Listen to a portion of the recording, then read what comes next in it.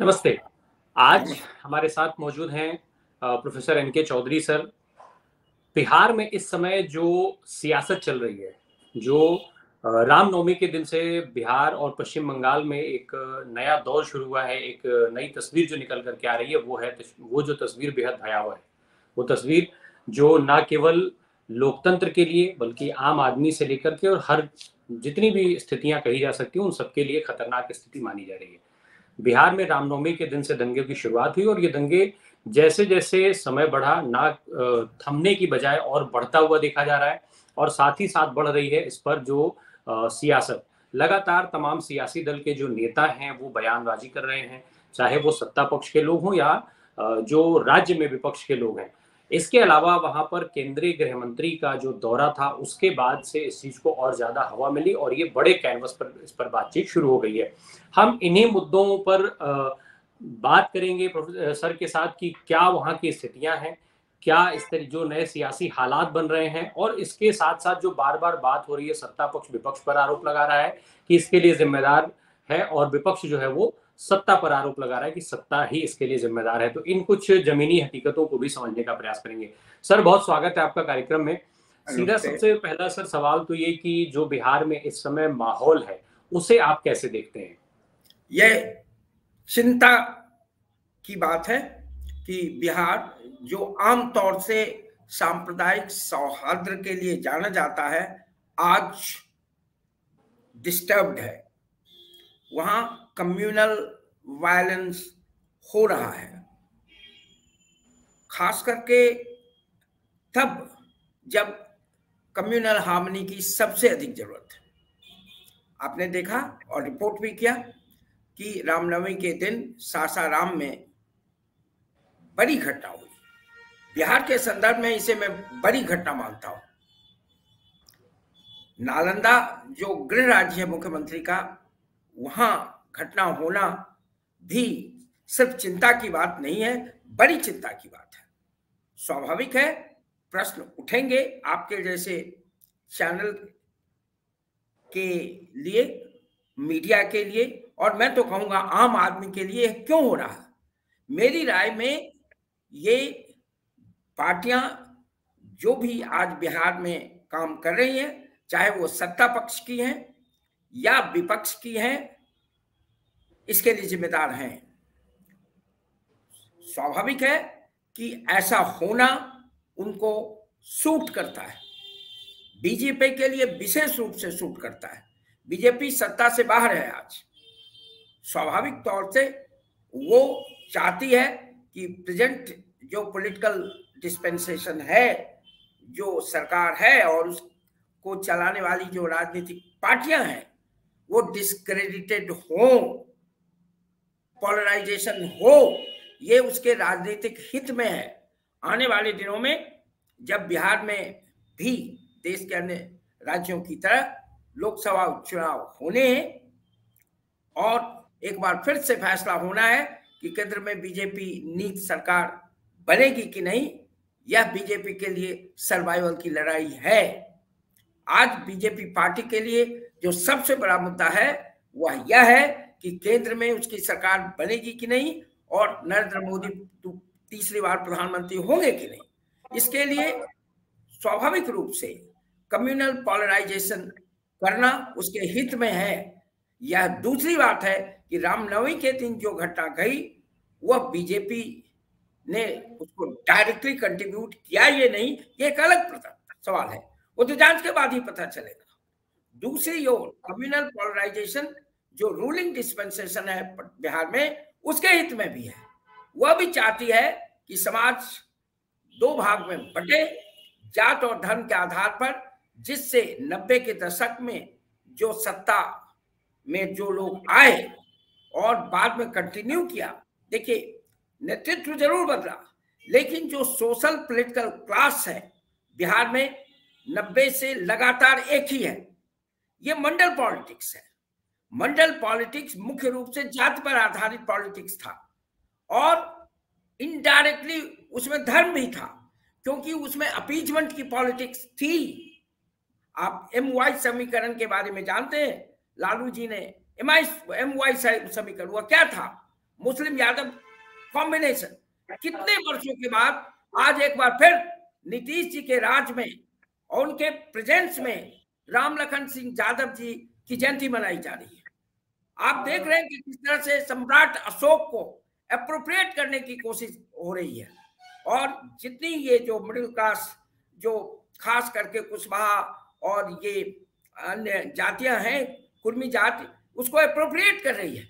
तो एक बार फिर से मंडल पॉलिटिक्स रिवाइव करने में रूलिंग डिस्पेंसेशन लगा हुआ है और इनडायरेक्टली मुस्लिम तुष्टीकरण की नीति पर चल रहा है।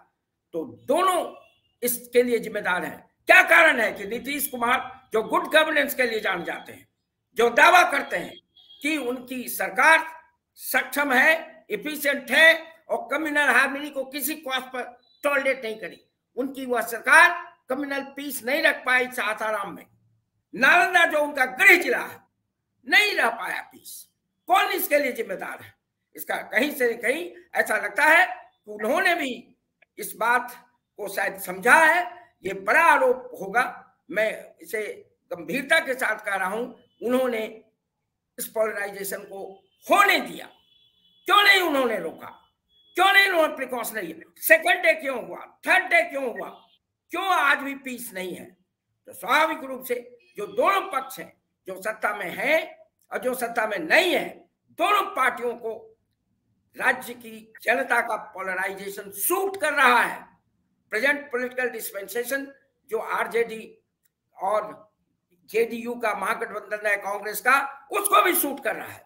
वो पावर रिटेन करने के लिए और आने वाले दिनों में लोकसभा में चुनाव जीतने के लिए चाहती है कि इस बिहार की जनता जात और धन के नाम पर बटी रहे, बड़े सवाल नहीं उठे, शिक्षा का सवाल नहीं उठे, नीतीश कुमार को हॉन्ट नहीं करे। शिक्षा पूरी तरह ध्वस्त है, हेल्थ सेक्टर में भी बहुत सुधार नहीं हुआ है, गवर्नेंस नीचे जा रहा है, ये सवाल नहीं उठे। और यहाँ की जनता एक बार फिर जात और धन के आधार पर आरजेडी जेडीयू गठबंधन को सत्ता में काबिज करे, राष्ट्रीय स्तर पर भी नीतीश को आगे ले जाए। दूसरी ओर बीजेपी को तो ये सूट ही कर रहा है। बीजेपी अगर कम्युनल पोलराइजेशन होता है तो उसका भी लाभ है। तो मैं मानता हूं कि नुकसान जनता का है, बिहार की छवि को नुकसान हुआ है, बिहार की जनता का नुकसान हुआ है, मानवता को नुकसान हुआ है। और मैं आपको बधाई देता हूं कि आपने इस विषय को फिर से उठाया है और इसमें ये सारी पार्टियां इन्वॉल्व हैं।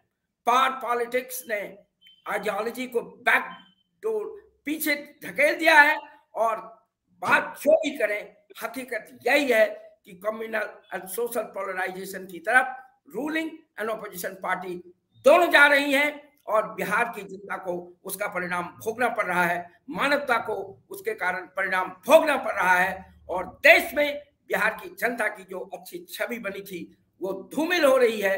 और मैं समझता हूं उससे भी बड़ी बात है कि नुकसान हो रहा है मानवता का। जी सर, अमित शाह आते हैं दौरे पर, केंद्रीय गृह मंत्री बिहार के दौरे पर आते हैं और वो ये बात कह देते हैं कि हम सासाराम नहीं जा पाए क्योंकि ऐसी घटनाएं हो रही हैं। सीधे सीधे वो सवाल उठाते हैं नीतीश कुमार के ऊपर कि नीतीश कुमार जो है वो प्रधानमंत्री बनने के सपने देख रहे हैं, तेजस्वी यादव को राज्य की सत्ता सौंपना चाहते हैं, इसलिए कानून व्यवस्था पर वो ध्यान नहीं दे रहे और ये सारी घटनाएं होती हैं। तो क्या नीतीश कुमार का जो प्रधानमंत्री बनने का सपना है वो इस तरीके से पूरा होगा या वो इस तरीके से पूरा करना चाहेंगे? देखिए, नीतीश कुमार प्रधानमंत्री बनना चाहते हैं, यह स्वाभाविक है। नहीं चाहते हैं वह कहते हैं, लेकिन उसमें सत्यता नहीं है। जो नीतीश कुमार का स्ट्रेचर है और जो इंडियन पॉलिटिक्स का नेचर है और आज की स्थिति है, उसमें नीतीश कुमार की दावेदारी है और उसमें तथ्य है कि वो चाहते हैं। यह दूसरी बात है कि संभावनाएं कैसी बनेंगी। जब आके गुजरात प्रधानमंत्री बन सकते हैं, देवेगौड़ा बन सकते हैं, तो नीतीश कुमार अगर मुख्यमंत्री जो इतने लंबे समय तक बिहार में रहे और जिनकी बाय एंड लार्ज अच्छी छवि है गवर्नेंस को लेकर, डेवलपमेंट को लेकर, कम्युनल हार्मनी को लेकर के, अगर वो दावेदारी पेश करते हैं या उनके मन में इच्छा है तो यह अस्वाभाविक नहीं है। हम उस दावेदारी को खारिज नहीं कर सकते। यह दूसरी बात है कि आज उसकी संभावनाएं कम नजर आती है। या वह कहते हैं कि कोई डील नहीं हुआ, मैंने कभी इसको नहीं माना। डील हुई थी आरजेडी के साथ और डील यही इनकी थी कि यह मार्च में बजट सेशन के बाद केंद्र की राजनीति पर में चले जाएंगे और बिहार की सत्ता तेजस्वी को मुख्यमंत्री के रूप में सौंप देंगे। लेकिन इस तरह से राहुल का रिवाइवल हुआ, राहुल गांधी के नेतृत्व का भारत जोड़ो के अभियान के संदर्भ में जिस तरह से कांग्रेस ने अपना क्लेम स्टेक करना शुरू किया, इनकी संभावनाएं घटने लगी। जिस तरह से केसीआर दक्षिण से आगे बढ़े, कुछ अन्य, ममता बनर्जी ने जिस तरह से अपना दावा ठोका, नीतीश को ऐसा लगा कि उनके नेतृत्व को स्वीकारना इस स्टेज में उतना आसान नहीं है, इसीलिए उन्होंने निश्चित को छोड़कर अनिश्चित की तरफ बढ़ने से ध्यान हटाया और कहना शुरू किया कि हम दिल्ली नहीं जा रहे। उसका सीधा फायदा इनको हुआ है। और जिस तरह से ईडी का और सीबीआई का सर्चेज हुआ, उस तरह से तेजस्वी और आरजेडी डिफेंसिव में आ गया। स्वाभाविक रूप से नीतीश के दोनों हाथ में लट्टू है। नीतीश पर जो दबाव था आरजेडी का, और डील और नो डील, मेरी समझ में डील थी और ये उन्होंने उनके साथ डील स्ट्राइक की। जो मेरी रिपोर्ट उस समय थी पत्रकारों के माध्यम से और पॉलिटिकल सर्कल्स में, डील क्लियर थी कि बजट तक नीतीश कंटिन्यू करेंगे। और उसके बाद तेजस्वी, और नीतीश ने यह खुद भी कहा कि तेजस्वी हमारे नेता होने जा रहे हैं आने वाले दिनों में। उससे जो दबाव इन पर पड़ रहा था, हर रोज आरजेडी का इन पर दबाव पड़ रहा था। इवन आरजेडी के जो प्रेसिडेंट जगदानंद सिंह जी थे, उन्होंने नीतीश जी को कहा था कि दिल्ली आप जाइए, बिहार को सौंपिए। छोटे नेताओं की बात छोड़ दी, वो दबाव अचानक खत्म हो गया है। उसका एक बड़ा कारण है जिस तरह से आरजेडी पर ईडी और सीबीआई का शिकंजा कसा, और दूसरी तरफ इन पर जो दबाव था सत्ता छोड़ने का, सो ये जल्दीबाजी में नहीं है, लेकिन बार बार स्टेटमेंट दे रहे हैं, कांग्रेस का आह्वान कर रहे हैं। यह सीधी तौर से कहना तो नहीं हुआ, लेकिन अप्रत्यक्ष रूप से मैसेज देना होगा कि हम केंद्र की राजनीति में दावेदारी करेंगे ही और हमारा होगा। यह दूसरी बात है, इसकी संभावनाएं आज के दिन में मुझे कम लगती है। स्वाभाविक है कि 15 साल से शासन में रहने के बाद डिकेइंग फैक्टर हुआ है, ये डिमिनिशिंग रिटर्न्स इकोनॉमिक्स में हम कहते हुआ है। इनका गवर्नेंस डिक्लाइन किया है, इनकी एफिशिएंसी घटी है, इसको स्वीकार करना चाहिए माननीय मुख्यमंत्री को। अगर उनके गृह जिला में यह घटना घटी और आज तक डिसाइसिव एक्शन नहीं हुआ, तो उसके लिए जिम्मेदारी किसकी है? अगर बिहार में एक ही व्यक्ति का शासन है, और जो है, मैं वर्षों से यह कह रहा हूं कि Bihar is ruled not by a council of ministers as mandated by the Indian Constitution in de facto sense, but by one person with the help of a few secretaries, IS, जिसमें most of whom are inefficient and corrupt to the core। तो क्यों इतना control उन पर उनका है? फिर भी ये हुआ और लगातार हुआ, सेकेंड डे हुआ, थर्ड डे हुआ। अगर वो उनके संभल नहीं रहा था, क्यों नहीं उन्होंने आर्मी को बुलाया, दानापुर कैंटोनमेंट से लोगों को? और अगर ऐसा नहीं किया तो कहीं ना कहीं वो इनएफिशिएंट है, या तो साबित होता है। यदि यह नहीं भी साबित हो कि एक डिजाइन है, बीजेपी इन पर आरोप लगा रही है कि जानबूझ के ऐसा कर रहे हैं, इसको नकारा नहीं जा सकता है, लेकिन यहाँ होना ही पड़ेगा कि ये इनएफिशिएंसी प्रूव हुई है और at the cost of Bihar की छवि पर और मानवता पर। और ये अच्छी स्थिति नहीं है, नीतीश कुमार को इसका जवाब देना चाहिए। आपने जो जिक्र किया था MY फैक्टर का, अभी जो एक पहले पॉलिटिक्स का इतिहास जो बिहार का देखा जाता है, वो जाति आधारित प्योरली था, प्योर रूप से जाति पर आधारित पॉलिटिक्स होती थी। अब ये पॉलिटिक्स धीरे धीरे धर्म की तरफ बढ़ती चली जा रही है। तो इस जो नया ये सियासत का फॉर्मेट है, इससे किसका फायदा हो रहा है? देखिए, धर्म बैक बर्नर में था, अब धर्म इमर्ज कर रहा। इसका राष्ट्रीय कारण है। जब राष्ट्र के स्तर पर धर्म हावी होगा राजनीति पर, स्वाभाविक है बिहार उससे बचेगा नहीं। लेकिन बिहार में मूल रूप से कास्ट की राजनीति है, और इस राजनीति के जो प्लेयर हैं उसमें लालू जी ही सिर्फ नहीं है, नीतीश है। नीतीश का आविर्भाव हुआ था, इतिहास में जाइए, उन्होंने कुर्मी सम्मेलन किया था। उसके बाद जो उन्होंने ब्यूरोक्रेसी को जात के आधार पर, छुपे तौर पर, डिस्गाइज फॉर्म में जात के आधार पर आधारित किया, सारी नियुक्तियां की, उनमें प्रमोशंस दिए, सत्ता का रियल कंट्रोल अपनी जाति और अपने जात के इर्द गिर्द के लोगों को दिया, और जिस तरह से उन्होंने कास्ट बेस्ड रिजर्वेशन लाया लोअर लेवल में, आप जानते हैं, और आज कास्ट सेंसस कर रहे हैं। इसके साथ ही आप देखेंगे कि आज उनके संरक्षण में राम लखन सिंह यादव जी का रिवाइवल हो रहा है, जो मूलतः कांग्रेस के जमाने में जात के नेता थे। लालू जी बाद में आए थे, उसको रिवाइव किया उन्होंने। जिस तरह से सम्राट अशोक के नाम पर कुशवाहा पॉलिटिक्स, कोयरी कुर्मी पॉलिटिक्स को रिवाइव कर रहे हैं, वो क्या है? तो अवैध रूप से जात बहुत पावरफुल फैक्टर है बिहार में, यहां तक कि वामपंथी पार्टियां इससे प्रभावित हो रही हैं। यह दुखद बात है। समाजवादी पार्टियों को तो छोड़ ही दीजिए, उन्होंने तो जात की राजनीति की, वामपंथी पार्टियां प्रभावित हो रही हैं इससे, और यह अत्यंत दुखद है। ये मिडिल एजेस है, ये फ्यूडल पॉलिटिक्स है। कम्युनिटी बेस्ड जस्टिस, जात आधारित जस्टिस, रिलीजन बेस्ड जस्टिस, ये मॉडर्न एज का रिफ्लेक्शन नहीं है। आप मिडिल एजेस में देखिएगा, यूरोप इससे निकला था, फ्यूडलिज्म से। आप जॉन लॉक को पढ़िए, जिसने, जो क्लासिकल लिबरलिज्म का फादर कहा जाता है, जहां individual rights, individual liberty, individual freedom, human rights की बात की गई। हम एक इंडिविजुअल है, हम एक जात नहीं है। हमको न्याय मिलना चाहिए का इंडिविजुअल के रूप में। ये जो मॉडर्नाइजेशन का प्रोसेस था, उस मॉडर्नाइजेशन के प्रोसेस पर बहुत बड़ा ब्रेक ये जात और धर्म ला रहा है। और सबसे बड़ी बात है कि मानवता को नुकसान हो रहा है, राज्य का नुकसान हो रहा है, मानव विकास, जेंडर जस्टिस सब प्रभावित हो रहा है। और उम्मीद थी नीतीश कुमार जैसे इनलाइटेंड पॉलिटिशियन से ये निकलेंगे इस मिडिल एज पॉलिटिक्स से, ये फ्यूडल पॉलिटिक्स जिसकी भर्त्सना करते हैं, इसे निकलेंगे। आप जेपी मूवमेंट के ये प्रोडक्ट हैं। आप याद कीजिए जेपी मूवमेंट किसी के लिए था, मैं उन्हें उसमें भाग लिया था, मैं पटना यूनिवर्सिटी का शिक्षक बन चुका था। जात तोड़ो, जनेऊ तोड़ो, और आज क्या है? जात का तगमा लगा के घूमो और गर्व से कहो कि मैं यह जात हूं। मैंने ओपनली कहा ऑनलाइन, नीतीश कुमार जी, यह स्पिरिट नहीं था जाति तोड़ो जनेऊ तोड़ो का आंदोलन का।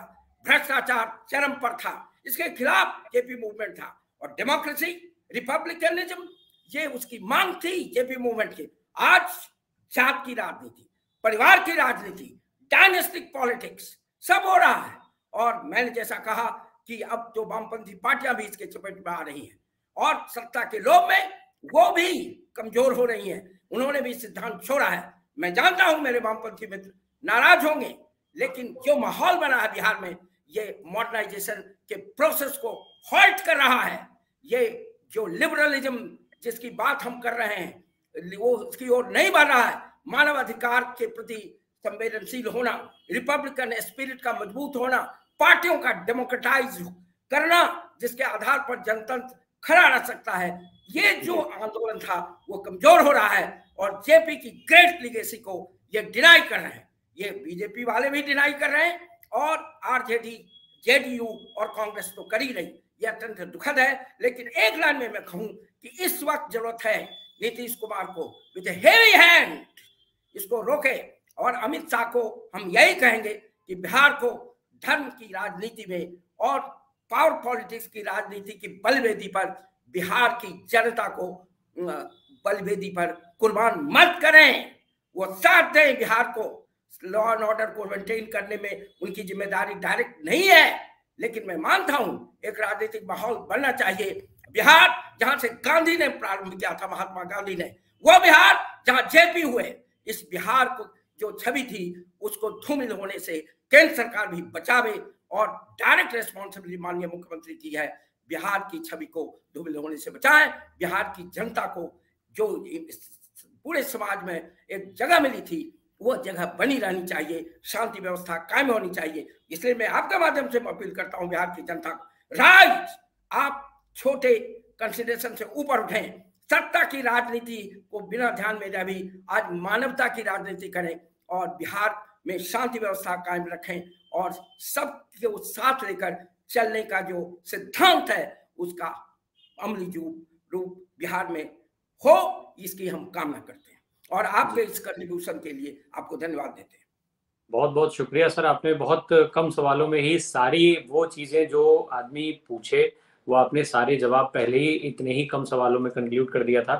बहरहाल अब ये जो दंगों का दंगल है उसमें किस तरीके की सियासत हो रही है ये सर ने बताया है, कैसे जो ये सियासत है कहाँ से कहाँ तक शिफ्ट हो गई है और सरकारें किस तरीके से अपने दायित्व का निर्वहन नहीं कर रही हैं, जिससे आम जनता जो है वो उसके परिणाम भुगत रही है। और आगे अगर सरकारों ने उचित कदम नहीं उठाया समय रहते तो शायद जनता को और ज्यादा इसके खराब परिणाम भुगतने पड़ सकते हैं। बहरहाल आज के अंक में इतना ही। शुक्रिया।